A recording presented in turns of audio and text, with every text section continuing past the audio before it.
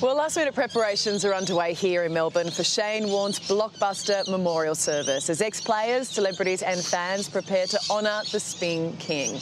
Not many knew Warnie, as well as Mark Tubby Taylor, and he joins us now from Sydney. Mark, always good to see you. I tell you what, tonight's going to be something pretty special, isn't it? Oh, yeah, well, look, I've got mixed feelings, to be totally honest. Obviously, it's in my heart, there's still a sadness about what has happened back on March the 4th. But tonight should be a celebration. A couple of Sundays ago, I was on the show 2 Mondays ago, and obviously we talked about the funeral of Shane Warne. Tonight, I'm sure, will be a much more enjoyable affair. We'll hear some stories from people like myself and Brian Lara from the West Indies. You've got Big Merv Hughes who's going to be there tonight, Alan Border. And then you've got all those celebrities coming over. Hugh Jackman, I hear. You've got Elton John performing tonight. Coldplay, Ed Sheeran. So it's going to be a real celebration tonight, and it'll bring back some very good memories, I'm sure. So from that point of view, I'm very much looking forward to it. And I think it says so much about him, doesn't it, that he was friends with all these superstars, but he loved his fans, and he loved, you know, if you walk down the street in Melbourne, he'd stop and he'd chat to everybody. But you just touched on it. It's been 2 weeks now. Have you had time to sort of reflect on what he meant to you and what he meant to this country?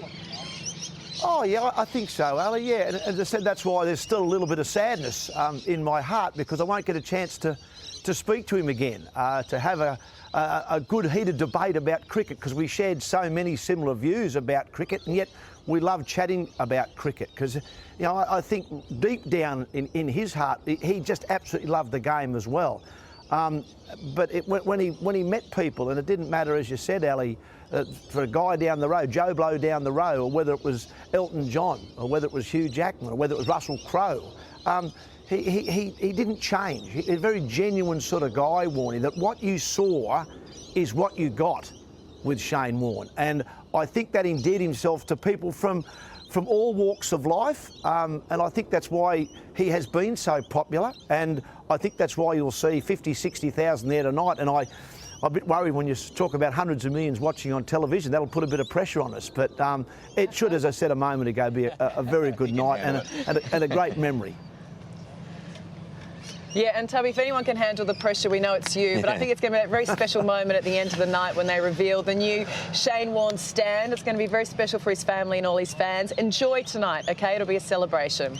Well, in just a few hours' time, Australia and the world will farewell Shane Warne at a star-studded state funeral here at the MCG. And joining us now is Warnie's close friend, Eddie Maguire. Eddie, nice to see you this morning. Hey, good to see you. How's it going, Ellie? It's a big day.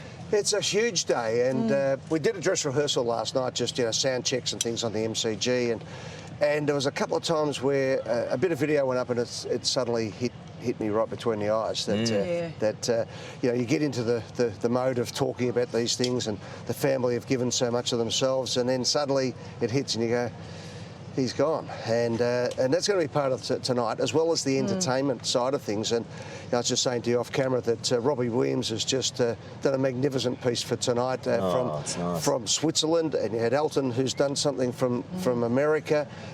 You know, Chris Martin he wrote a piece called The Eulogy, which will go tonight, as well as one of Warnie's favourite songs, and Ed Sheeran, who's done some of his biggest nights ever in the Warnie man cave down in Brighton. They're his biggest performances ever. And then everyone else, John Stevens is live on stage, and Anthony Calea, and then the galaxy of friends. As you know, what a contact book he had. Yeah. And didn't it get us into trouble sometimes? Yeah, a lot of trouble. Let's talk about that, shall we? Well, it started only at Crown, and then it ended. That's enough. Hey, Eddie, I flew in yesterday, and I just thought a trip that he'd made so many times from Tullamarine, and then I had a bird's eye view of the MCG from the hotel, and I was watching from the hotel stuff going on. It really sunk in that he's not here, and I just can't believe. I mean, and for his kids. Yeah. I mean, so hard. You think about it, Karl and Ellie, for the family. I mean, it was such a sudden death. Yeah. So that happens, you know, 11 o'clock, 12 o'clock at night, the news comes through from Thailand. Then the Northern Hemisphere friends are all ringing to see what's going on. Yeah. Then Australia wakes up. Then there was the issues about whether or not we could repatriate the body, and his great friend Neo just did an amazing job over there. Anyway, that comes back in autopsy. Then there's the landing of the body, and then there's the funeral, then there's the burial, and then there's the build-up to tonight. They have given of themselves so much. And may I say, one of the things that they're at pains to say is thank you to everybody, particularly people like yourselves, for the respect that's been given, and to them, but also to their father, and the wonderful coverage. And that's why they've been so giving of themselves, and why tonight they will get up and Australia will see them firsthand as they deliver their own eulogies to their father. I think that will be a really, really powerful moment, that, and obviously Shane's dad Keith is going to speak as well. And then, of course, at the end of the night, that's going to be a real moment, isn't it, when the Shane Warne stand is revealed? It is, yeah, it is, and it's a beautiful build-up. It's not overstated because it's a memorial, and but at the same time the poignancy. And I think the poignancy for me is that, you know, Warnie was in that stand as a kid, and he was there, and he was like every kid who comes to the SCG, Gabba, MCG, Wacker, you know, whatever the case, Adelaide Oval. You're there with dreams. You go there, you go to watch the cricket, but you really daydreaming. I know I used to be. And that was only last week. Then you could get out there and do something. But he did that, and then he jumped the fence and made it happen at some stage in his life. And that stand is full of people here. That's what makes the MCG 100,000, that massive public stand where the punters come and they support and they barrack, and that's what makes sport so big in Melbourne. And no one's done more in that stand or for that stand than SK Warne. You know, we're just watching now. There's kids. You can hear the screams in the background of kids playing just here on this grass outside the MCG. They're the kids that would have looked at, well, may have missed Warnie in his career, but they'll be looking at all this going, boy, oh boy, I can't imagine what it'd be like to play on that ground. Well, this guy didn't just play on that ground; he owned the G. He did, and you know, Karl, you know, we didn't see Don Bradman play, but we knew the mystique of Don Bradman. You know, we knew the mystique of Richie Benno, and then we saw him in the commentary. So kids have grown up watching. You know, my kids have grown up watching Warnie at the tail end of his career. You know, particularly at the Melbourne Stars, but as a commentator, and then they got to know him as a bloke. They were so lucky because of our friendship, but. I think for so many kids, the fact that you had Don Bradman, which there hasn't been much, you know, there's not much vision of him. And tonight his beautiful granddaughter Greta will sing the national anthem. She's such a great singer. Oh, it's unbelievable. So you've got that, but we've got so much of Warnie. I mean, and thank goodness he did that documentary, his words. There's been, I think, what has it been? 15 books, a musical and everything else about him, and there's going to be mini-series with another 10 of those. He's one of a kind, wasn't he? The real story, the unreal story. All the things. I mean, the kids, and look, everyone's got a story about Warnie. Everyone had a little piece of them, and the kids have got to say goodbye to the biggest piece. You've expertly guided the family through all this. I know it's taken a toll on you personally. It's been a great collective, Karl. There's been so many, all his friends. I mean, look, I play one role. I'm sort of the public mouthpiece, if you like. Behind the scenes, there's been just an army of people from right around the world who've come in, and it's been a wonderful thing. And as I said, you know, the media family have been fantastic. Look, everyone's been encouraged to wear their whites or their World Series cricket outfits tonight. What about you? Is you going to dust off the 1970s? I'll get the Melbourne Stars out, mate. Mighty Melbourne Stars. You are shameless. That's it. What are you talking about? It's great to see you, mate. Good on you, mate. Great job, and well done. Thanks, Ellie. And again, thanks for everything. Pleasure, mate. Nine will have live coverage of Shane Warne's State Memorial Service from 7 p.m. Australian Eastern Daylight Time tonight on 9 and 9 Gem. And that this morning is the tribute to Warnie. It says it all, eh? Vegemite, baked beans. He wasn't a big beer drinker, though. No, it was more about the Red Bull and vodka, in my experience. Classy. That's right. Keep it classy. Well, he was the face of VB for a while. He definitely put a few back. Yeah, back in the day. Andy Lee is here. Was a good mate of Warnie's, and also TJ joins us again.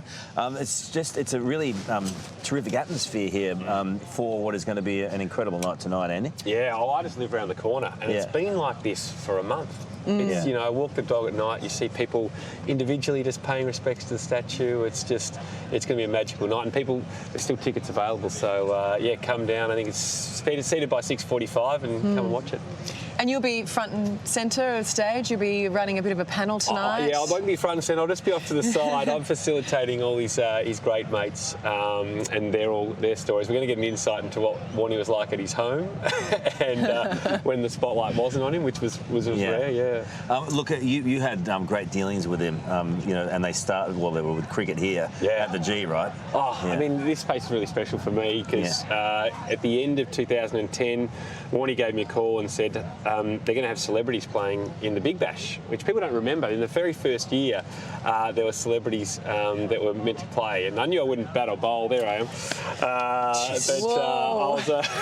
I was a registered player in year one, so I trained with them all. And Warnie used to always want to come off for a quick cigarette, so he'd have to try and get me on. The coach would be going, "No, we can't have this guy on. The game's too serious." But after 3 games, it got way too serious. But I remember one time we used to always go out for a few drinks after the games, and we were waiting for a meeting, and we couldn't find Warnie. And someone went into the change rooms. Where are you going with this? Morning TV. Someone went into the change rooms, and he was head to toe Nair with the hair removal thing. He was just getting ready to go out. Nair was huge, wasn't it? In the shower, I was like, "You're doing it at the G, mate. Can we finish this meeting?" While he darted. TJ, awesome. like no one else, you know, you've covered sport for near on 100 years now, and this guy was the MCG.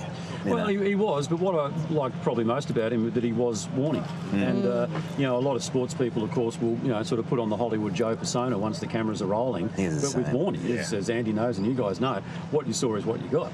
Whether it be, you know, in the shower or whatever, or just sort of mixing with kids. And if he was here now, he'd be talking to these lads over here on how to do the flipper. Not that you couldn't do it well, but how you do the flipper and everything else. And I just love that he was he. And, you know, all the criticism that came his way for the controversies and the like, water off a duck's back. I just couldn't stick. And Well, he did it his way, didn't he? Yeah, but he also owned up to his mistakes, which was really awesome and admirable. We were waiting for him at my house one night with a group of us, and he was late. And Well, was he late? He's got there. He's got there, and I was like, he goes, so he's a little flustered, you know. Yeah. He's gone out to the balcony, and I say, what's happened, King? He goes, I've hit a bike rider on the way. Right. And I said, and I can say this because it was public at the time. Yeah. So he goes, I'm going to tweet about it. The bike rider did the wrong thing. I'm going to tweet about it. I was like, do not tweet about it. He's like, nah. No, I should say, no, mate, I don't think it's worth it. I don't think it's... No, I should. It's like, please don't. He's like, okay.